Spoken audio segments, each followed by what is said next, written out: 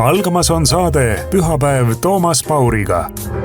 Tere Raadio Ring FM kuulajad, suvi kestab edasi. No nii ilus päike paistab, 25 kraadi on sooja. Ainult rõõmustame sõbrad. Arme kuula, mis ilmajaam ütleb, et 2 päeva pärast hakkab vihma sadama. Ei sada midagi, ainult päike paistab meie kohal, meie kõigi kohal. Aga algamas on siis Pühapäev Toomas Pauriga ja minu tänaseks saatekülaliseks on Ameerika mees, ma ei teagi, kui kaugelt ta siit minu juures siit Tartust on, Maik Kalabus. Tere Maik! Tervitus. Jah, elan siin teisel pool maakera, Washington DC ligidal. On jah. Aja vahe on umbes 7 tundi. Püha jumal, siis on sinul seal hommik alles, kell 10 või? Kell on jah, varakult hommik. Paraku hommik. No nii, perele ja kõigile tervitusi siit Tartust, Taara linnast. Ja minu esimene küsimus on, et no sina tegelesid päris pikka aega sellise küsimusega, nagu mida siis Helmed tahtsid ja nüüd korraldavadki, et ühiskonnas tekkisid pinged, kui EKRE tahtis teha mingit siis üritust, mis on terviseprobleemid ja rida muud pinged ühiskonnas, et miks selle vastu nii kõvasti olid, ma tean, et sa toetasid seda ja nüüd ta siis toimub kuskil hotellis, et mis räägisid kõikidele inimestele Eestimaal, kes meid kuulavad, neid on 60 000, et miks see küsimus nii teravalt ühiskonnas tõstatus? No mille pärast see tõstatus on, number 1 on see, et meil on ikkagi meditsiinimafia ehk need suured korporatsioonid. Need on sisse söönud, arstid müüvad teile rohte, ise nagu metsa ei lubata enam minnagi, et ise korjata midagi öeldes, et see on pseudoteadus. Kuigi me teame, et Rockefeller alustas selle niinimetatud uue meditsiiniga ja mis ta tegi oli see, et hakkas keemiliselt järgi tegema just ravimtaimi. Aga see ei too ju midagi korporatsioonidele midagi sisse. Samamoodi on ju Eestist ära katnud kõik võimalikud ju ida poolt tulnud ravimid, mis olid ennem odavad. Nüüd on ju hinnad on päris karmid ja muidugi vaktsiinidega teeniti ju suured rahad, et arvestage sellega, et tekkis ju nii palju uusi miljardäre juurde selle COVID ajaga, kui meie kõik jäime vaesemaks. Riigid võtsid laenu, kuhu nad maksid ikkagi farmaatsia tehastele, nemad müüsid siis ja sundisid peale koos valitsustega igasugust seda jama. Ja lõpuks oli siis asi selline, et see vaktsiin, mis pidi olema 100% hea ja korralik, tuleb välja, et on hoopis täielik sodi, mis keerab inimeste immuunsussüsteemi tuksi. Ja muidugi, eks nad teevad kõik võimalikku sellest, et see info välja ei jõuaks ja tavainimesteni ei jõuaks. Et see ei juhtu ainult Eestis, just siin rääkisin Rumeenia kolleegidega, meil on samasugune konverents tulemas, et seal valitsus lausa keelas ära sellest rääkimise ja sellises asjas osalemise. Nii et teadusel on sinnamaani, kus enam midagi kahelda ei tohi, midagi rääkida sellel teemal ei tohi selle vastu. Kui võtame sedagi, et näiteks selle World Health Organizationi siis see põhirahastaja on ju mitte arst, vaid suli ettevõtja Bill Gates, nii et ja muidugi ka Rotary klubi, nii et on selge see, et nad inimeste tervisest on see, mis on kõige vähem huvitatud ja igaüks, kes üritab nagu pead tõsta, siis sellele vaadatakse solgipank pähe. Mis selle asja juures nagu kõige huvitavam, muidugi ma ütlen selle asja, et seda konverentsi ei korraldan mitte EKRE, vaid see oli ikkagi Helen Lasni, põhiliselt tema korraldatud see asi ja lihtsalt EKRE saadikud pakkusid variandi välja, et seda võiks teha siis Riigikogus, kus on täiesti lubatud selliste ruumide kasutamine ja see ongi natukene minu jaoks arusaamatu, miks nad siis selle mujale viisid, sellepärast, et kuigi seal oli 10 inimest, kes kirjutasid avalduse, et nad ei taha sihukest konverentsi, aga miks nad siis ikkagi kuskile ära läksid, seda ma ei tea. Ja teine asi, mis on veel hullemasti, on see, mis Karmen Joller tegi. Karmen Joller avalikult siis ütles, et USA terviseminister Robert Kennedy on uhuu ja peast soe ja veel erinevaid asju. Probleem on selles, et Karmen Joller on siis minister. Ja kui Eesti valitsuse esindaja ütleb niimoodi meie suurima liitlase kohta, siis see tekitas siin koheselt tormi. Võib-olla Eestis ei ole seda aru saada, aga näiteks siin Ameerikas oldi ikkagi väga-väga kurjad sellise asja peale. Et Eestis peeti ka liitlaseks, aga kui nüüd niisugune otsene mõnitamine ja halvustamine käib USA kõrgete ametnike peale, siis see tekitaski selle, mis nüüd võib ajalehest olete lugenud, et USA tahab Eestist ikkagi väed välja tõmmata ja Eestile abi, sõjalise abi üldse nagu kas peaaegu lõpetada. Et Eesti peab ise hakkama ostma kõiki asju, nii et ma ütlen, see on üks kõige suurem ämber, mis on üldse Eesti riigis nüüd viimasel tehtud ja ma imestan, et ikkagi valitsus on paigal ja ei ole laiali läinud sihukese probleemi peale. Muidugi see konverentsil veel seal, mis siin oli ajakirjanduses, näiteks Martin Laine ja teised kirjutasid siin esinejate kohta, näiteks siin Sebastiani kohta kirjutati, et tema on Vene rahade esindaja. See on nii absurd, kuna need inimesed on väga tuntud oma maades, siis see pani ikkagi väga suure põntsu Eesti diplomaatiale, et ma ei tea, mis seal valitsuses tehakse, aga nii need asjad tavaliselt ei käi. Et see, ütleme, see on minu niisugune algne info sulle. Ei, ma imestangi selle üle, et sa räägid, ma ei ole seda meie siis meedias sellest sõnagi kuulnud, et Ameerika sai väga pahaseks, lihtsalt seda öeldi, et Joller väljendas ennast ja tal oli õigus seda teha, ma ei tea, kas tal oli õigus või mitte õigus, aga et see, et Ameerikas loeti ka seda 10 kordades rohkem kui siin mina pole näiteks üldse lugenud, mis Ameerikas kirjutati või arvati, nii et see ka varjati meie eest, et kui sa ütled, sa elad seal, siis sa nägid, millist tormi see tekitas Jolleri väljaütlemine. Ja loomulikult, eks mul on ka kirjavahetus siin erinevate riikide esindajatega ja näiteks Poola president Navroki oli päris pahane selle asja peale. Samamoodi jõudis see asi ka Viktor Orbani laua peale, nii et te kujutate ette, kuidas me oma liitlasi nüüd eemale peletame. Ja siin ongi nüüd niimoodi, et see nagu siseringis on nagu tõsine küsimus, mis sellest Eestis saab, sest et Kaja Kallas on Eesti maine niigi alla viinud ja nüüd Eesti valitsus veel, ütleme niimoodi, ülbitseb oma suurima liitlase USA-ga. Nii et ütleme niimoodi, et väga-väga kurjad ollakse siin ja eriti praegu, et ma arvan, on väga ohtlik Eestil selliseid mänge mängida. Või teine asi on see, äkki tehakse just meelega seda asja. Et eks ma täna saan võib-olla natuke rohkem teada, täna õhtul mul just kohtumine Lee Zeldiniga, kes on siis EPA juht ja on Donald Trumpi sõber, eks siis saab rohkem teada, mis toimumas on. Nii et ütleme, praegusel ajal, kui üritatakse sõda ära lõpetada, siis tundub, et Eesti üritab nagu bensiini sinna tulle valada. Et jumala eest, et see sõda ära ei lõpeks. Jumala eest, et me põhilised liitlased minema jookseks ja ma ei teagi, mis see nagu mõte on. Et võib-olla mõte on selles, et äkki Siim Kallas ja Kaja Kallas tahavadki Eestit sõtta kiskuda.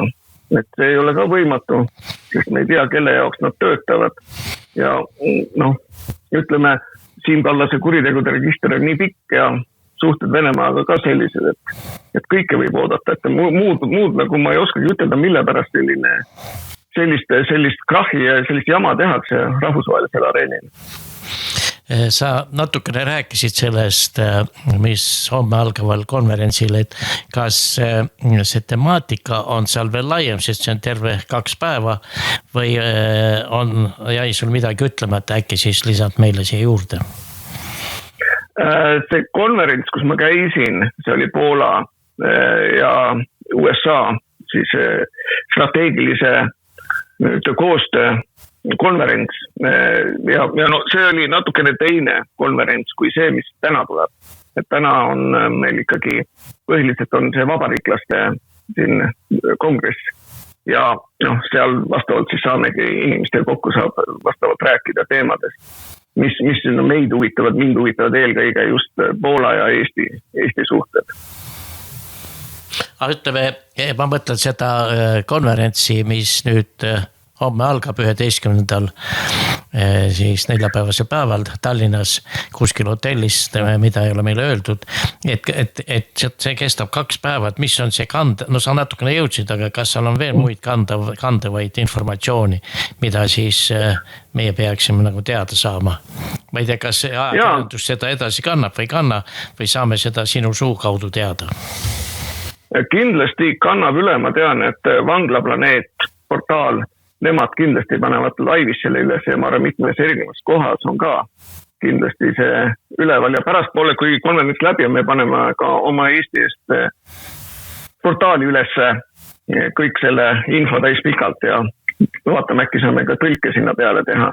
Et seal on palju niisuguseid omala tippe, keda tasub kuulata. Ma ei tea, kas just juristide ja poliitikute sõnavõtud on kõige huvitavamad, aga seal on palju just sellised, kes on omala tipud just meditsiinis ja just teavad seda, kuidas seal asjad käivad ja kuidas need rahad liiguvad ja kuidas see määrimine käib.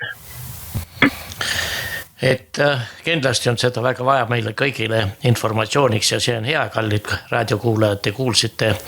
Maik ütles, kus seda üks Vanglaplaneet ja teine on see, et Maik ise paneb kuskile selle üles eesti keelte tõlgituna, eks ole?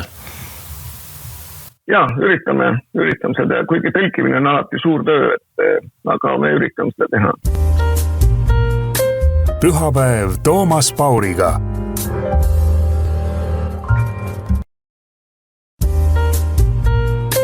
Pühapäev Toomas Pauriga. Seda informatsiooni, eriti meditsiinilist informatsiooni meie kõikidel väga vaja, sest inimesed ju kannatavad paljude haiguste all. Aga nüüd hiljuti oli riigihange, kus siis telliti laibakotte minu meelest 100 000 ja ma ei mäleta, mis see maksumus oli, et kas need on siis Eesti kodututele või kelle jaoks need 100 000 laibakotti on siis mõeldud? Jah, selline riigihange tõesti on ja saan aru, et esialgne hinnasoov on seal 50 000 euro juures, aga kas see ka reaalsus on, muusun, et see läheb kindlasti ülesse poole.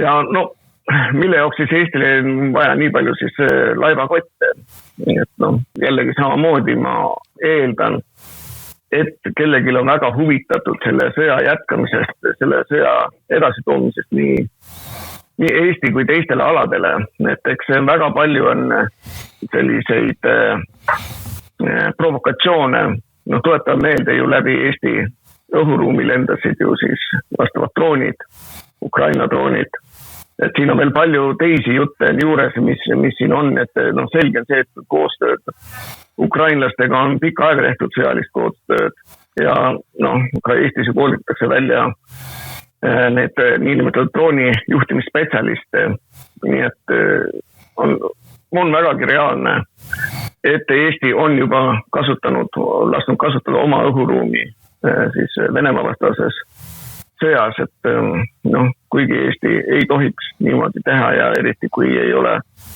selleks nagu rahva poolt mingisugust luba küsitud, et muidugi, kui panete tähele, siis valitsus mida aeg edasi, seda rohkem nad valetavad. Nad on ennast nii valede sisse mässinud, et iga päevaga nad peavad aina rohkem ja rohkem andma siis vale infot, tegema siis teisi maha, kes julgevad midagi infot välja anda. On siin näiteks sellesama Heritage Foundationi kaudu ju tulnud informatsiooni juba siin paar aastat tagasi, et nii Rumeenias kui ka Eestis juhitakse siis sõjategevust, Ukraina sõjategevust.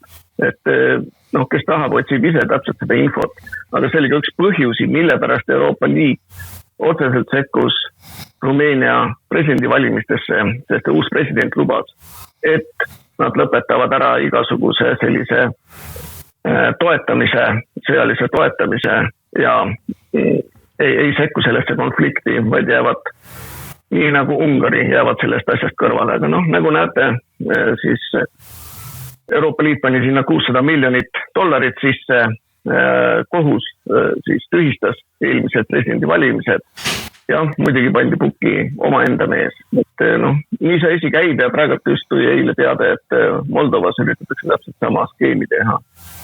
Ja kõik just sellepärast, et siin sõtta kõiki tõmmata, et ma ei tea, kas Eestis uudis on olnud, et ukrainlased paar päeva tagasi läksid õhku Družba siis naftajuhtme, mis lõikas ära nüüd nafta nii Ungaril kui Slovakkial.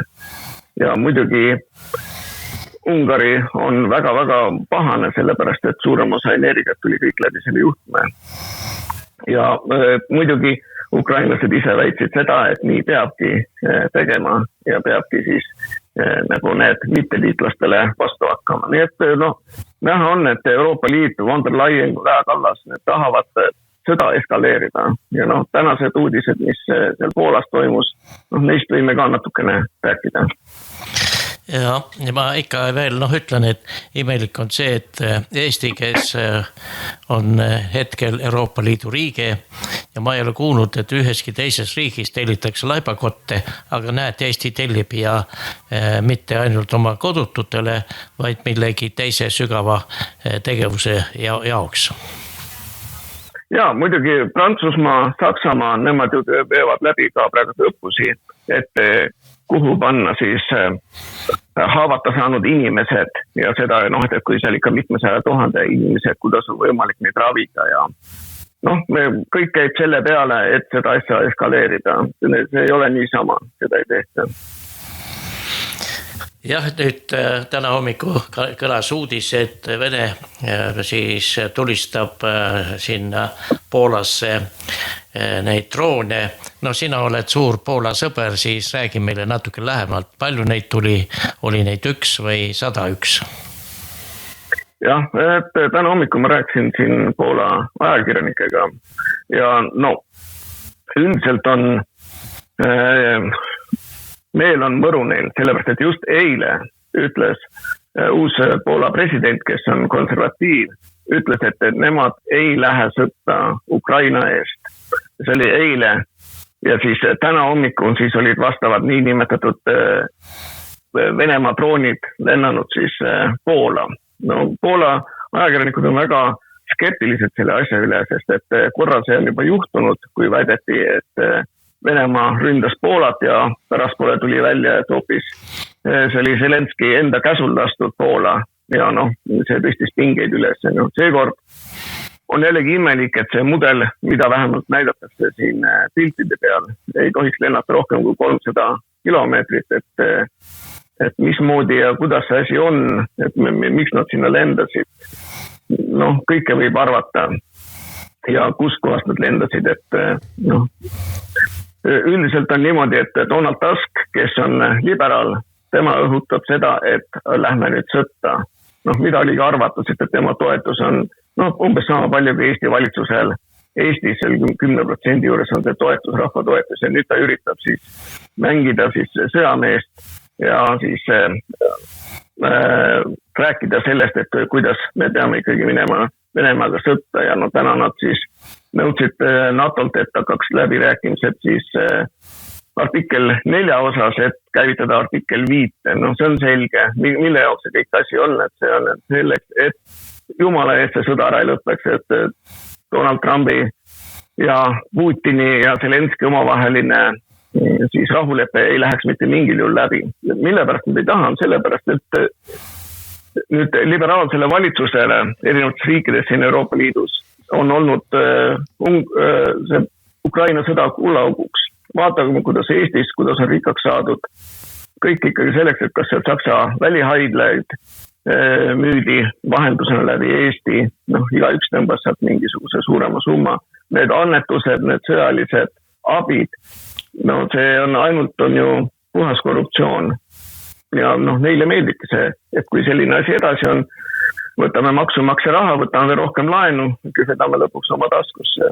Et ega Eestis ju käibki need asjad, kui vaatame Rail Balticut, siis siis see asi on ju täpselt see samamoodi, et kõik käib kuskilt mingisugustele inimestele rahatasku ajamine. Ja eks muidugi, näiteks BlackRock ostab ju Ukrainas maid kokku, mis on imeodavad ja seal on parim põllumaa, nii et mina ei usu seda, et Venemaa oleks tahtnud Poolat rünnata, et see minu jaoks on täiesti absurd. Ei, ma mõtlengi seda, et sa mainisid Rail Balticut, et meil siin teravalt arutatakse seda, et Rail Baltic, mis pidi läbima siis 3 Balti riiki, lätlased panid selle, ütleme niimoodi, seisma, leedukatel ei ole ka erilist huvi, aga Eesti kogu hingest, peaminister ise võitleb selle eest, et Rail Balticu ehitus käiks. Jah, 3,5 miljardit on see summa ja seda, meil on nii hea raudtee transport juba tsaariajast ehitatud Eesti omaaegse Eesti väikse Eesti veel lõugude ajal ka veel, et see on meie jaoks täiesti kõlbulik ja sobilik. Aga miks, sa juba natuke mainisid, et see on hea raha pesta, 3,5 miljardit on väga suur summa, seal saab paljudel meestel, nagu öeldakse, raha tasku täis. Jaa, see oli ju 2013, kui Siim Kallas hakkas ajama seda Rail Balticu asja, see on tema südameprojekt ja nii palju kui mina siin aru saan, ongi tema selle asja põhiliselt selle taga. Tema oli ju Euroopa Liidu komisjoni transpordivolinik ja tema seda projekti võttis oma südameasjaks.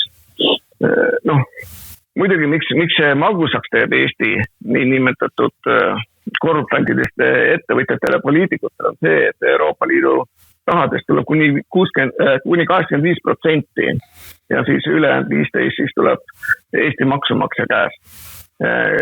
Ja ma just uurisin täna, kui palju see siis kokku maksma läheb. Aga see oli kõige esialgselt arvati, et see oli 4 miljardit euri. Praegusest hetkeks mitte keegi ei tea, sest et raha läheb nagu neil ikkagi igale poole. Ja praegusest hetkeks siis Eestis ehitatakse 70 kilomeetrit seda raudteed, juba praegust ehitused käib, nii et keegi saab sealt kõvasti raha, aga muidugi Eesti rahva peale nagu keegi ei mõtle, et ma võin näiteks seda, kui keegi kingib teile, ütleme, uhke Bugatti sportauto, on kõik ilus, aga te peate hakkama seda ju ka siis korras hoidma ja sellega sõitma. Niimoodi, et selline luksusasi Eestile, seda ei ole kindlasti mitte kellegile vaja. Seda on vaja nendele poliitikutele, kes saavad seda raha taskusse panna.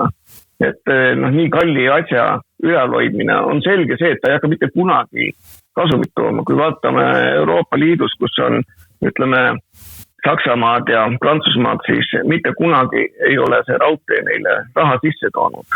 Alati on pidanud peale maksma. Nii et väiksele vaesele Eestile, kus meil on juba olemas raudteeside siis Lätiga, nagu ma ei saa aru, mille jaoks see vajalik on. Ja kui vaadata veel seda, et ta põhiliselt, kui see nüüd raudtee peaks siis algama siis Tallinna lennujaama juures, et lennujaamast saab ilusti rongi peale, siis läheb ta Läti lennujaama ja siis veel Leedusse lennujaama. Aga meil on ju lennukid olemas, mille jaoks meil vaja seda veel raudteed. Et öeldakse, et see on siis ka NATO-le hea, et saavad oma tanke ja asja liigutada kiiresti. Aga kuna meil on juba raudtee olemas, siis ma ei saa aru, milleks see vajalik on. Need küsimusi tekib rohkem ja rohkem iga päevaga, et kui kaugele see asi läheb. Räägitakse ka seda, et on vaja maavarasid vedada. Ma ei ole praegu kuulnud, mis selle fosforiidiga toimub seal. Kuidagi vaikseks on see jäänud, et tehti küll seal proovi kaevandamisi. Ja ma arvan, et mingi hetk Eesti võlg läheb nii suureks, et tal ei olegi muud teha, kui peab need asjad käest ära andma. Ja vastavalt nii nagu need IMF ja World Bank teevad, midagi peab tagatiseks olema, kui sa nii palju võlgu oled võtnud ja vaatame, kui Eestis on eelarve tugevas miinuses, kogu aeg võetakse võlgasi juurde, siis üks hetk ongi niimoodi, et seda raudteed hakatakse kasutama kas siis vastavalt väljaveoks meie maavarade. Kuigi jah, nagu ma ütlesin, meil on juba see raudtee olemas, et mitte mingisugust nagu loogikat ei ole seda, mille jaoks seda Eestile vaja on. Ja ta on ka ju üle-eelmise põlvkonna tehnoloogia, et ei ole siin mingisugust uut ja mingisugust huvitavat, mis mitusada kilomeetrit tunnis kihutakse, vaid need on ikkagi vana tehnoloogia peal, nii et seda absurdsust on palju ja eks ongi niimoodi, et nüüd on nagu rotid põgenevad laevalt, nad üritavad varastada nii palju, kui veel võimalik on. Nii kaua, kuni veel eelvalimised on meil olemas, nii kaua nad saavad veel varastada. Ja eks seda näha ole, et kui pankrotis Eesti riik aetakse. Ma mõtlen seda, et meil on 6 siis Riigikogu erakonda pluss veel 5 ja nüüd vist veel 6 ka tuleb, et mitte keegi ei ole seda teemat erakondadest esile tõstnud, et nii opositsioon, ma mõtlen just, ja ka need, kes täna on seal siis erakonnad, vabaerakonnad ja mis nad kõik rohelised ja siin, ma ei tea, mis neid seal kõik on, et miks nemad ei tõstata küsimust, et meil ei ole seda raudteed vaja. Me ei pea sinna raha kuluma, ma ei kuule ühtegi turmipõrinad ja inimesed, ärme lasem sellele ehitada. Ja omal ajal, kui välisminister Ilves tahtis maha müüa Eesti Energia, siis suudeti 2 erakonna poolt, Keskerakond ja Rahvaliit, kokku ajada Toompeal 11 000 inimest ja Ilvesel meel muutus kohe. Aga me ajame sinna, täna tuleb Toompeale kuskil 10 korda inimest ja valitsus vilistab selle peale. No vaata, eks see ongi niimoodi, nagu Jaan Uuspõld kunagi ütles, et see valitsus ongi nagu 2 kannikat, et tegelikult on ikka üks sama suur tagumik. Et nad teevad seal teatrit ja ma olen seda juba ennem ka rääkinud, et nii palju kui mina nüüd nende Eesti parteidest, kes seal võimuparteidest on, et tegelikult käivad seal tagatoa diilid, iga üks saab midagi ja siis lihtsalt tehakse teatrit ja ei ma jäta ma mainimast, et mängitakse seda, et ollakse opositsioonis tegelikkuses, võtame kas või selle sama sigade revolutsiooni, kas mõni tegevpoliitik julges sõna võtta, kõik olid vait. Kuigi oli selge, et see on samasugune pettus, nagu oli koroonapettus.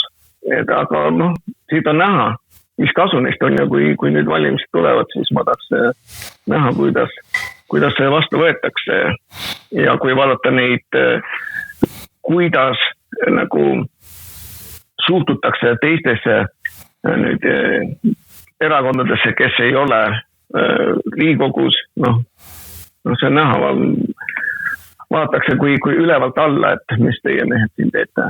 Aga nii ta on, et ma ütlen, seal on tagatoa kokkulepped teatud teemadest, Rail Balticast, siin Aafrika katkust lihtsalt ei tohi rääkida ja lepitakse kokku ja nii ongi ja kes hakkab liiga palju oma peaga mõtlema, see lüüakse minema, et tehakse siis vastavalt läbi ajakirjanduse rumalaks ja lolliks ja nii nagu need asjad siin käivad, et väga sarnane sellega, mida me teeme siin e-valimiste vastu.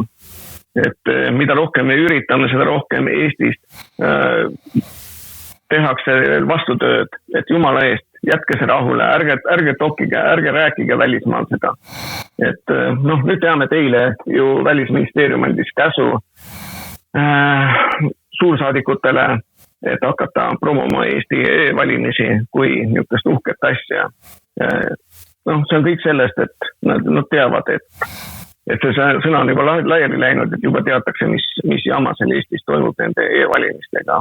Et nii ta on, et kui vaatad, mitte keegi tegelikult ei võitle e-valimiste vastu, nad võivad küll Eestist natuke suud lahti teha, võib-olla ka Riigikogu puldis mängida kõvat meest, aga reaalsuses nad ei julge mitte midagi välismaal. Välisriikides ei ole mitte keegi, mitte kunagi ükski poliitik rääkinud Eesti e-valimistest. Peale meie muidugi konservatiivse Eesti. Et siis on selge, et seal käib suur näitemäng ja tegelikkuses nad ei tahagi mingit muutust. Ütleme näiteks see automaksu vastane siis agitatsioon, et paneme tuled vilkuma autodel.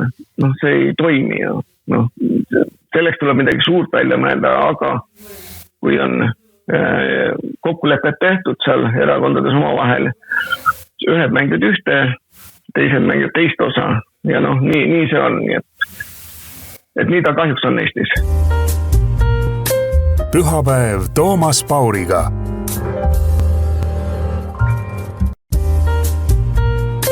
Pühapäev Toomas Pauriga. Ma just tahan öeldagi, et kui 2016 sai Keskerakond ja siis eesots Jüri Ratas peaministriks, seal olid siis EKRE ja tänane kõige kõvam kisaja Isamaa, et kohe võtame valimised käsile. No olid need 3 aastat seal, neil oli 54 häält, kokku oleks võinud lihtsa ühe asja teha, kutsuda valimiskomisjoni esimees peaministri juurde. Homsest on valimis kadunud, keegi võtnud, tegid muud tsirkust seal, ma ei tea, mingi Kuusk oli seal, ma ei mäleta, mis meister ta oli, et peksis naista hommiku vasaku jalaga, õhtu pani paremaga ja tehti selle üle nii palju sõud, tollest mehest ei sõltunud mitte midagi, sest toda polnud vajagi. See valimised ei ole mingi seadus Riigikogu poolt vastu võetud, vaid see on lihtsalt tähendab valitsuse otsused, mida saab ka valitsus ise sama päeval kaotada, kui tal selleks tahe on, et selleks ei pea mingit Riigikogu kokku kutsuma või ammugi presidenti, et see on suur tsirkus. Ja no samal ajal jäi ka see aeg, kui nüüd Rehe ära suri oma aianurka, et tuletame meelde, kes oli siis siseminister samal ajal, nii et sealt võib palju paralleele tõmmata, miks me need asjad Eestis nii kehvasti on. Et loodame, et tuleb nüüd suurem märkamisaeg ja kui valimised saab ühele poole, siis äkki saab ka järgmisteks Riigikogu valimistest uued inimesed sinna ette otsa ja siis äkki läheb midagi paremaks. No eile, millal oli vist eile, kui meie rahandusminister Ligi, ma saan aru, et kui Ligi oleks esinenud siis rahvale silma vaadates ja lugenud oma sõnadega, aga ta veeris seda paberist maha ja puterdas ka veel. Ja siis mul tekkis siuke küsimus, et Reformierakond koos selle rahandusministri Ligi ei olegi selle asja väljamõtlejad või läbiviijad tahavad küll olla, vaid see on tulnud ikka Euroopa Liidu suunisena, et laenuühistut põhja lasta. Ja loomulikult, et mis ütleme nende globalistidele sama seda agendat ja siis Euroopa Liidu komisjon ajab, seal on need rohepöörded, immigratsioon, panga asi on see, et tahetakse ja nüüd läheb üle siis digitaalse euro peale, nii et saab rohkem kontrollida, et see on kõik on Hiinast ju maha viksitud asjad, mis tuuakse ja see on kõik selleks, et inimene oleks ikkagi rohkem ori ja ise ei mõtleks, et samamoodi kui vaadata, kuidas FIE-desse suhtutakse. FIE peaks olema kõige parem, just inimene, kes ise võtab ette, ise ajab asja, samamoodi ütleme laenuühistud. Neil ei ole ju ütleme sellist kontrolli selle üle seal. Et parem on ikkagi see, et olgu need suured, mis on seotud siis Rothschildidega, võtame need samad need SEB-d ja Swedid, et neid pisikesi juurde ei ole vaja, et nemad ju teavad, kuidas äri käib. Et nii ta on ja aina hullemaks läheb, nii kaua kuni inimesed üles ei ärka, nii kaua nagu on raske midagi muuta. Aga näha on, et inimesed on sellest viljanud saanud ja nüüd kui toiduhinnad Eestis nüüd lakke lähevad, ma tahtsin näha, kes see suudab siis sealiha enam osta või Eesti kohalikku toodet enam osta. Ja selles mõttes ongi, ja kõik ongi, mis Eestis toimub, on selle sama nüüd globalistide poolt välja mõeldud ja Eesti niisugune hea pisike riik, kus saab seda ära testida. Ameerikas oleks selle asjaga vähe raskem, aga Eesti väiksed siin on lihtne ära osta. Nagu me rääkisimegi sellest samast Reformierakonnast, sellest samast Kallase perekonnast, et on selge, et nad on juba ammu ära ostetud. Ja ma mõtlen, et kui Trump ja Putin kohtusid, siis oli kõiki meie jaoks soov, et sõda kiiresti lõpeks. Nüüd on siin igasuguseid akte korraldatud ja Zelenski ütles 2 päeva tagasi, et tema Moskvasse ei lähe, Putin kutsus teda Moskvasse, et Moskva on see suur linn, ilus puhas linn, et tulgu sinna ja räägime asjad sirgeks, aga tema teatas, et sinna ei lähe, kuhu ta tahab minna siis. Ja no Zelenski, ma arvan, et ei ole ammu enam juht, Ukraina juht, vaid ta on käpiknukk siis vastavalt Van der Leyenile, Marconile ja nendele kõigile teistele seal liberaalidele. Ja noh, vaata, rahvast ongi lihtsam valitseda, kui hoia neid hirmu all ja kõige parem on hirmutada sõjaga. Samamoodi käib see siis Prantsusmaal, Saksamaal ja igal pool mujal, et öeldakse, et näete, meil on vaja seda, meil on vaja sinna raha alla panna. Kui Euroopa Liit poleks pannud neid rahasid sinna alla, oleks see sõda juba ammu läbi olnud. Nii et noh, selge on see, et on niisugused sõjahullud, kes tahavad ainult, et sõda oleks, saaks sinna raha külvata ja ütleme, tavainimesest ei hooli mitte keegi kahjuks. No hiljuti käis Poola president USA's. No sina oled suur siis Poolaga suhtleja, head suhted, sa võid sinna igast kabinetti sisse marssida. Kas sul õnnestus ka siis viibida USA presidendi ja Poola presidendi kohtumisel või hiljem Poola presidendiga suhelda? Kahjuks mitte seekord.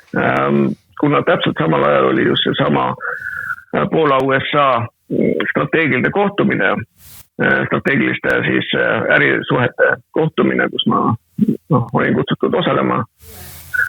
Ja siis Poola president Nawrocki oli plaanitud, et ta tuleb ka sinna, aga kuna ta lendi tund aega hiljemaks, siis lihtsalt see konverents lõppes natukene varem ära, kui ta oleks sinna jõudnud, et oleks jõudnud sinna hilisööl, et on selge, et seekord ei ära, aga jah, on mind kutsutud Poola küll ja peame lihtsalt aja paika panema, kuna sobib ja siis saab ka otse presidendiga rääkida.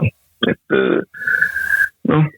see Poola on suur riik, on võimas riik, nüüd on tal vajadus tõuseb ainult ja ma arvan, seal on Eestil ka oleks palju äri ajada. Kas nüüd see väidetav nii nimetatud Venemaa rünnak Poolale rikub siis suhteid? Mitte, ütleme siis Venemaaga, et need muutuvad poolakad ka sõjakamaks ja haaravad kirve kätte?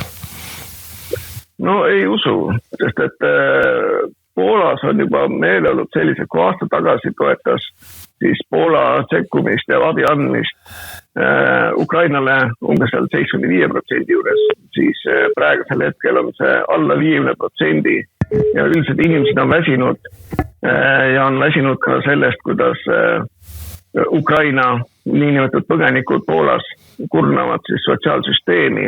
Jällegi siin eelmine nädal Poola president Nawrocki võttis ära siis kõik, ütleme need soodustused, mis oli siis Ukraina põgenikele ette nähtud ja käskis neil tööle minna. Et see näha on, et nad üritavad surkida, aga ma usun, et poolakad on piisavalt targad, et mitte minna selle õnge, et lasta midagi siis ennast sinna sõtta tõmmates, et meeleolud on sellised, et sõtta kindlasti keegi ei taha minna seal.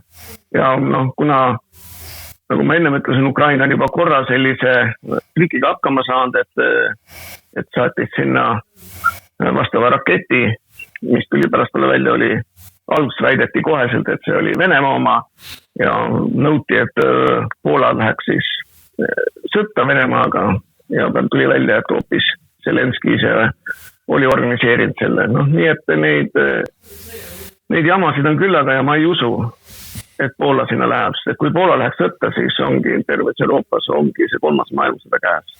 Et loodame seda juhtu. Ja sellest tuleb ka maailmasõda ja maailma lõpp. Igavene 1000-aastane rahu. Aga ma tahan lõpetuseks küsida, et mida sa ütled Eesti raadiokuulajatele seoses selle siis sõjapõrinaga sõjad Ameerikas, et kas see on lihtsalt lasta kõrvadest mööda või mida sa ütled otse eetrisse? No ma arvan, et tuleb ikkagi valvel olla, sest et eks nagu, kui nad siin Eestis samasugused asju korraldavad, no ja ükskord venelastel närv ära läheb, see võib kõike juhtuda, aga praegusel hetkel hoida kained pead ja mitte lasta siis sellel meedia põrinal, sellel sõja, sellel hüsteerial endasse nagu tõmmata, et mul endalgi mõned sõbrad, kes väidavad seda, et homne päev nemad läheksid Venemaaga sõtta, kuidas nad läheksid sinna püskaelas venelasi tapma. Ma vist ei kujuta ette, mis asi on sõda. Mina ise olen sõjaväeosas töötanud ja olen näinud neid inimesi, kes Afganistanist tagasi tulid ilma käte jalgadeta ja paljud tulid ka kirstudes. Et see sõda ei ole üldse mingisugune niisugune uhke asi, kuhu peaks ennast nina vahele torkima, vaid meie väikse rahvana peaksime ikkagi hoo maha võtma ja samamoodi raadiokuulajatele. Nüüd tulevad valimised, küsige oma poliitikute käes siis, et mis täpselt toimub. Kas nemad tahavad sõtta minna, mis toimub selle Rail Balticaga, mis toimub sigade katkuga. Et siin on nii palju vastamata küsimusi ja ma usun, et need niinimetatud karjääripoliitikud tulevad maale ja üritavad sealt saada mingisuguseid hääli endale. Aga minge sinna kohtumistele ja küsige raskeid küsimusi. Et nad peavad ka teada saama, et rahvas ei mõtle samamoodi nagu nemad eliit seal Toompeal. Selge, aitäh, head raadiokuulajad, aitäh, täna saate külaline Maik Kalabus ja edu sulle siis seal, hoia meil siis pöialt ja sa oled seal suure naabri, ehk mitte meie naabri, aga siiski suure võimsa riigi rüppes sina oled kaitstud.